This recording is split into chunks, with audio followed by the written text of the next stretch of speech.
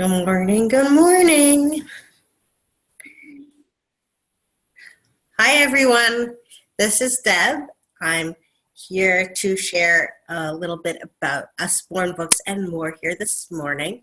I'm coming to you live from sunny New Jersey, where it looks like we're almost ready for spring. I don't know what it's doing over in Michigan, but it looks like maybe the March that came in like a lion is starting to think about getting ready to go out like a lamb. So I hope that you're appreciating that as much as I am, or having the opportunity to appreciate that as much as I am. So like I said, my name is Deb, and I'm an independent consultant with Usborne Books and More.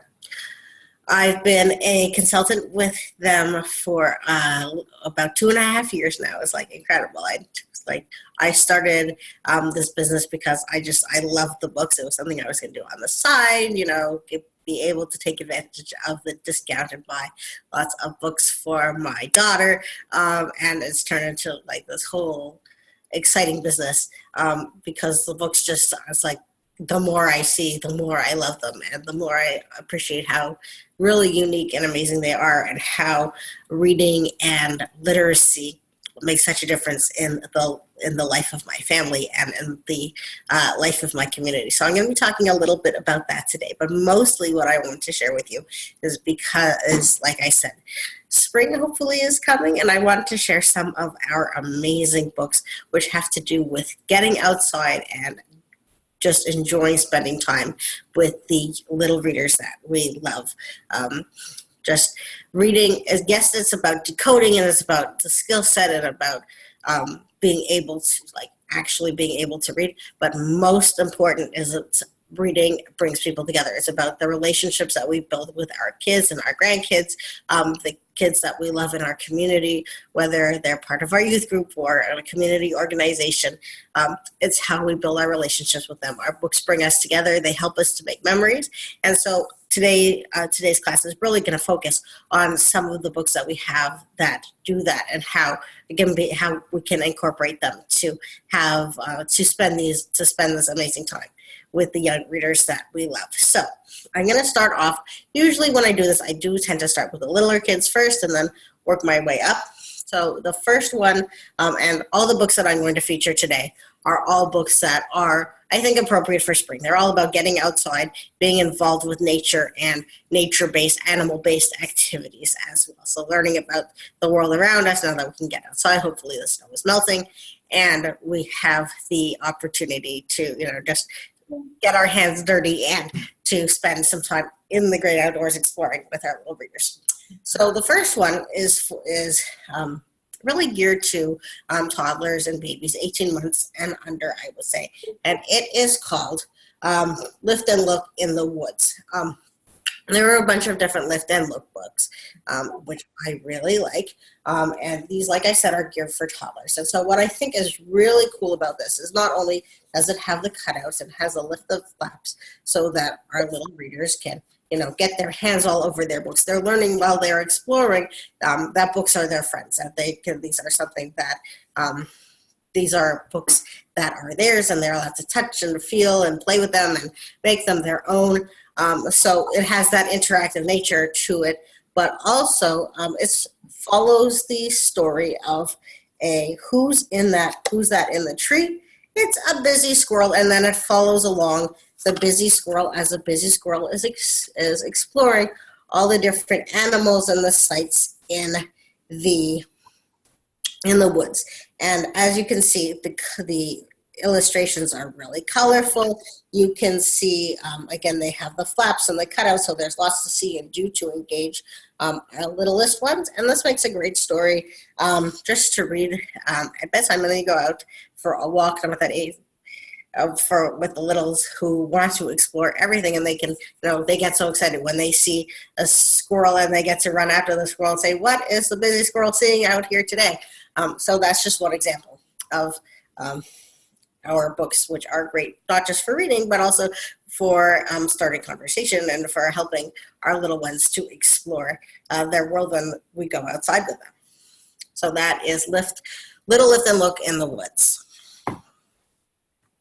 The next one is a similar idea, but it is for bigger kids, and it is called Birdhouse. It's for older kids, I'd say, probably ages 4 to 7. And you can just see that because of there, compared to the woods, there's a lot more information. You still have these big, beautiful, bold illustrations. They're still colorful, but the writing, you can see there's more of it, and it's a little bit more dense. What this book does is it talks about the different places that birds live, how they built their homes, how they protect their homes, and also it has a really neat discussion about bird feeders and bird baths, and there's all the different parts of like the bird ecosystem. But it's so relatable because because if you're just going out and walking in your backyard or around in your neighborhood, you can see the different kinds of bird houses that people might have built, the different kinds of nests, and it's just full of information about the different kinds of birds that you can really spot, and the activities pretty much speak for themselves, whether it's creating a bird feeder or talking about the ways in which you can make your backyard or your garden a place where birds will want to come and hang out. Bird watching, being able to identify some of the more common birds in your area. This is a really neat and easily accessible resource for younger kids to be able to start to have those conversations, how we take care of birds and how we take care of the nature that's in our community. So that's why I really like the Birdhouse books. And this one is also a Lift the Flap book, so like the woods, continues to have that interactive sense to it as well. Continuing along with our explorations and what is it that we see when we go out and we're in the world with our littles. Two other ones that I want to show. This one is the Spotter's Guide. This one is Rocks and Minerals. If you have little ones, they love to go out and collect things. The rock collection that we have is just, I don't know why this is so exciting, but it is. And so we want to encourage our kids to, learn about nature, feel connected with nature, and learn about the world that they're living in. So the Rocks and Minerals book does that in a really neat way. It is, again, full of information about different kinds of rocks, different kinds of minerals. So when your little one picks up a rock and says, "Ooh, I want to take this home and I want to see what it is and what kind of gems and sparkly things and minerals are in this rock," there's a way for them to go back and to explore, get the answer to that question. There's a section on fossils. There's a scorecard where it's have all different kinds of rocks and minerals are listed, and they can keep track of what it is they saw and when, so they don't just have to keep collecting all the rocks. They can actually just keep track of what it is that they've seen. There are internet links in here as well, so that there's access to even more information. So just grab you can grab a phone and make a whole photo journal from all of your little ones' adventures as they go exploring for these rocks and minerals. And very similarly, I just wanted to show off the pocketbooks. There are a bunch of different pocketbooks. This one is about insects. There's also mammals and predators. But thinking about going out and being in our neighborhood, being outside with our kids, being at the park, what are we going to spot? We might not spot any reptiles, but we might spot some insects. And this, very similar to the Rocks and Mineral Spotter's Guide, this, again, is full of information about different kinds of insects that you may or may not find in your neighborhood. So if you're walking around and you see a green caspid, you say, "Oh, it's a grasshopper. What is this thing?" You can come back and you can take a look and say, "Oh, is that the one that we saw here today?" And learn all about it. Probably not, because it is mostly in Europe. But it tells you where, so it tells you where they live. It tells you what the habitat is. It tells you how big they are, and all the, what it eats. So it's full of like really easy to access information. Just hit the highlights about the different insects, and as you can see, have beautiful photographs, and they're just a really neat way of looking up and keeping, making it a quick reference.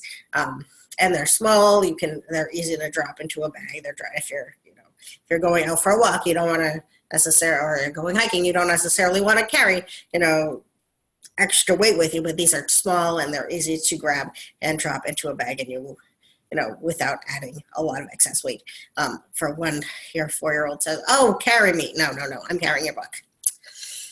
So that is the pocketbook and the Spotter's Guide. The next one is for bigger kids. I'd say the Insects and the Spotter's Guide is probably for early elementary. This is getting into ages probably 8 and up. This is the Bear Grylls Survival Skills Handbook. This is the second volume. There's volume 1 and volume 2.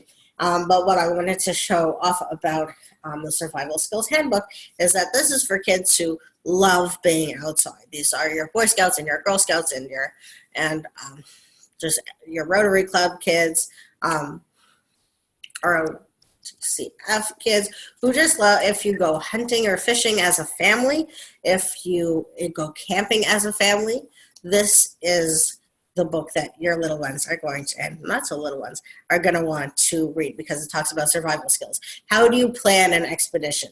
It has a great section in here on first aid. So what are the basic things that you need to think about when you're planning a trip? You want to make sure that you have all of your gear. You want to make sure you're going out and you're being safe about it. Signaling, tracking are also in here. It's just a great way of learning about what are the parts of the great outdoors.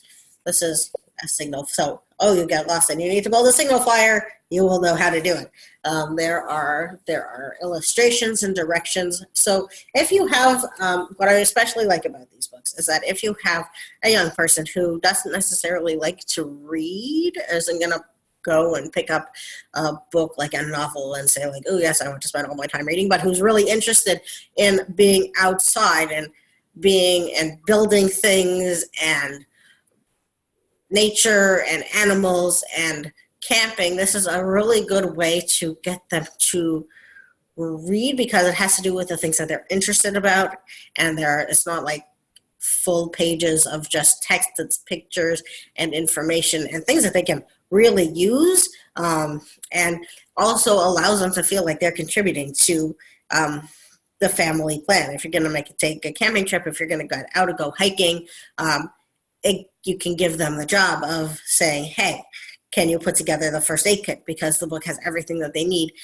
to know what they need to bring with them. And again, it's a small book, so it's easy for them to throw into a backpack and to have with them, wherever it is that their trails take them. So that's the Bear Grylls Survival Skills Handbook. I just have a couple more. I'm gonna move more specifically into some of the activity books now. This one is the Rubber Stamps Activities. This one's the Animals book, and it's just a lot of fun. Again, we're going back to some of like the littler kids, let's say ages 3 to 6. And it shows you how to make different kinds of animals and how to make different kinds of pictures. So you can create all of your nature scenes. So let's say you've been out and about looking at all of your animals, looking out at nature. So you can come home and say, oh, look, let's now, we saw a rabbit today. So how are we going to, what's a great way to create a scene with a rabbit? Or how are we going to use the stamps to create a picture of what it is that we saw while we were out walking today? Rainy days do happen. Sometimes we just want a quick and easy activity that we can grab while we're making dinner. So we've been out all day and we're tired, the kids are tired, and they need something quick and easy to grab and to do before, while we're cleaning up all of the gear, while we're getting ready to make dinner. So this is a really fun activity that kids can do together. It's very shareable.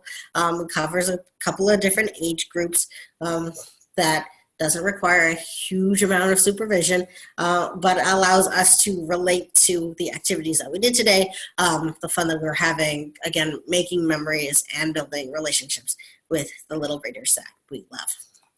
I just have 2 more books that I want to show you, and these I kind of saved, I sort of saved the best for last. These are 2 of my favorite Usborne books, and they go together. You'll see why in a second.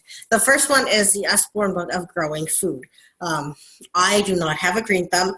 My thumbs are absolutely, completely, totally brown and black and crumbly. But if you, and so if you're like me, or if you are an expert gardener, doesn't matter either way, this book is for you.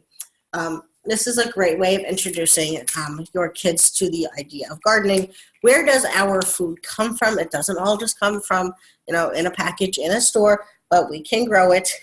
And what I like about it is that this book really focuses on things that you can grow in a pot or in a small garden. You don't need a lot of land. You don't need a lot of supplies. You don't need, all you need is a dark pot and some dirt and some sunshine and some water. And it talks about the different ways of growing, from whether it's from potato eyes or whether it's from kernels of corn, from seeds, or from shoots that have been cut off. Again, as you can see, it's very colorful. It's very step-by-step. It's something that can be done either all together with, I would say probably a bigger kid, can probably, late elementary ages, 10 to 12 could easily do this on their own. But it's a really fun way of finding an activity that the whole family can do together. There's instructions for growing an herb garden. So the kids have this amazing opportunity to be like, oh, look what I grew. There's a sense of accomplishment and a sense of pride when they can really see what it is that they have accomplished. So so I really like the Usborne Book of Growing Food, because it's something that really everyone can do, and it's something that we can do all together. And like I said, you get that sense of accomplishment and pride, and they're doing their reading, but they're also doing something together, making memories with the people with the ones that you love. And when you have finished growing all your food, the last book that I want to show is the Children's World Cookbook, because this is a great way of using the food that you have grown, but also just introducing life skills like cooking and menu planning and making shopping lists, while also learning about the different cultures and people around the world and what people eat. Like the Book of Growing Food, even though there's lots of international recipes and ingredients, really for most of these recipes, they're things that you're going to be able to find for and not expensive at your local grocery store. This is not all high-end gourmet cooking. This is cooking to help, that you can do with the children in your life. It's really designed as a way for everyone to learn about the different kinds of food. So there's a focus on ingredients. Like you see, this is the fish page talking about the different kinds of fish and seafood. There's a page about fruits and vegetables, and it goes around the world. It talks about different countries and culinary traditions, focuses on some of the special holiday foods. But really what I love about it is that the recipes and the foods are simple enough that if you have picky eaters, not that any of our kids are ever picky eaters, but a lot of the ingredients are in fact things that are familiar to us. They're not necessarily hard to get or super expensive. It's really about being able to connect with our kids and to, open up that world of possibilities, so that our kids have the opportunity to learn about people who are the same and who are different from them, and to maybe try something new in a really fun and safe and accessible way. So that's why I love the Children's World Cookbook from Usborne. So those are the books that I wanted to show you today.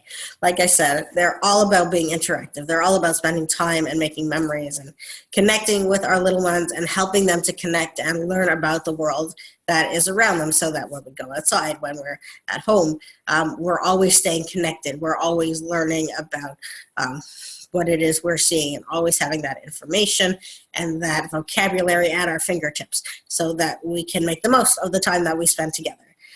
So that's it for me for today. I just want to remind everyone that if you are looking for more information about these books or any others, there's a bunch of Easter books. Almost all of our books are under $10. So we'll make some really affordable. It's a great addition to an Easter basket, or to Just if you're looking for some new spring reading or some new spring activities to do with the little ones that you love, come and check out the website, which you'll find on the business card, which is by the display over at the fitness center. So again, if you have any questions, don't hesitate to shoot me an email and check out the website. And I hope everyone has a great day and has a chance to get out and enjoy the sunshine. Have a great day, everyone, and take care.